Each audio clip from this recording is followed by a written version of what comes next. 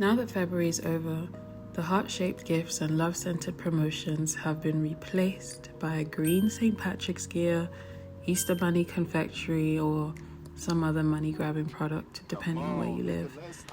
But I've just been reflecting on all the quote-unquote love-centered things that I saw throughout the month of Feb, and I can't help but wonder if, as a society, we're losing touch on what the actual effects of pure love should be. Do you think it's possible to be in love and not be transformed by it for the better, even if the results of the thing or the relationship is not what you hoped or expected? So fellow lovebirds, this is for you. These musings are the thoughts that I was having throughout a beautiful poetry jam that was held by the Unassociated Committee, and it was themed Marked by Love. I actually got to talk to Emmanuel, who's the founder of Unassociated, about some of my thoughts at the end of this video, so stay tuned. If you like what you hear, if you like what you see, I think he's single, so you can DM me. Actually, I don't know if he's single, and I also didn't clear this with him, so I'm sorry, Emmanuel. If you're not single, let me know. But if you are, okay, back to the video, right? Let me focus.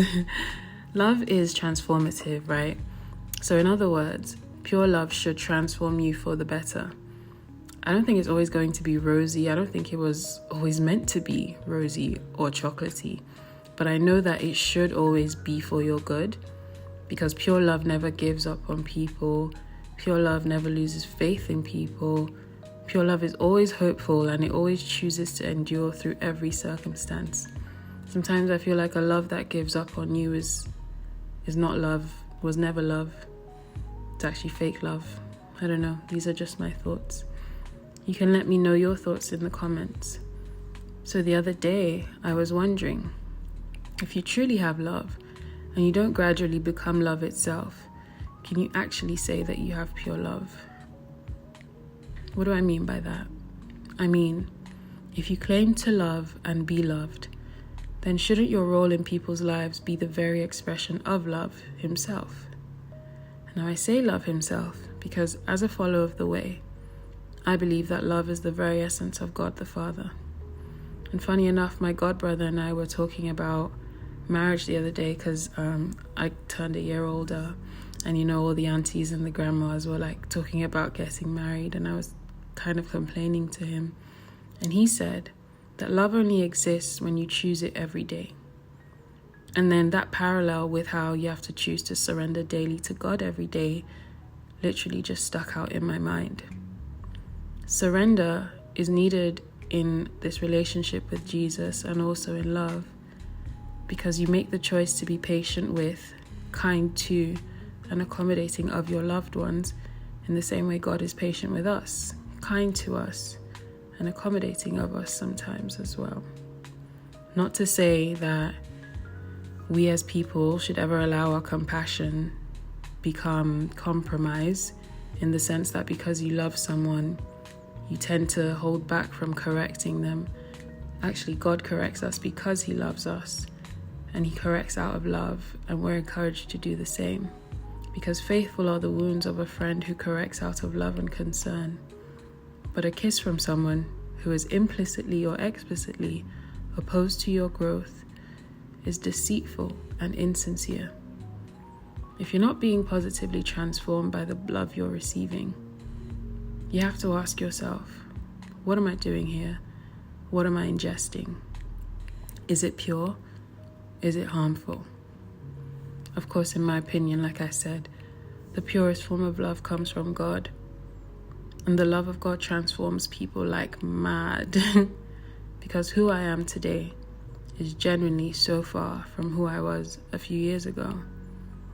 And as I was thinking on this, I actually asked Emmanuel how in the last year he would say love has transformed him. And here's what he had to say. In the past year, I would say more recently, love has transformed me in that God started to reveal to me more of my pride, and that I am very committed to building a positive reputation I would say, overly committed. And really that's pride. Because, I don't know, just a lot of things that I even felt like I was doing for the Lord, or doing just out of like goodness. A large part of that is also because I wanted people to see me a certain way. And I always want to protect my reputation. Like, I always want to protect it. And God started to reveal that to me, and I think the part that it really hit was that I started to see the sin in all of it, and how certain things that you should be doing for the glory of God, you're kind of using them as opportunities to glorify yourself, whether it's your gifts or just whether it's different things that you do. And it's kind of robbing God of his glory. And he's punished people for far less, you know? But he's shown me grace. He's shown me a lot of patience, because as someone that's been as prideful as I am, I don't deserve to serve him, especially serve him so publicly in the spotlight. I don't deserve it.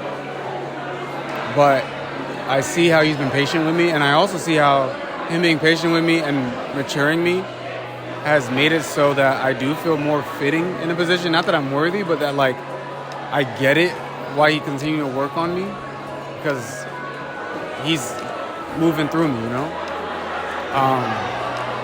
So seeing God's patience with me has really been a testament to his love for me. That's been like the biggest manifestation of his love, and that's transformed me, because if he's that patient with me and that merciful, then I should be that patient and merciful with other people, which I'm not always.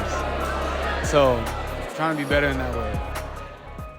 Shout out to Emmanuel for making some time for us. If you're in the LA area, I recommend you follow Unassociated on Instagram. They have a lot of events happening virtually, 2 physical ones a year. But also listen to his podcast, Church Boys Confessions. And yeah, I just want you guys to reflect on the type of love that you both give and receive. Are you patient with people? Do you never give up on them? Do you never lose faith in them?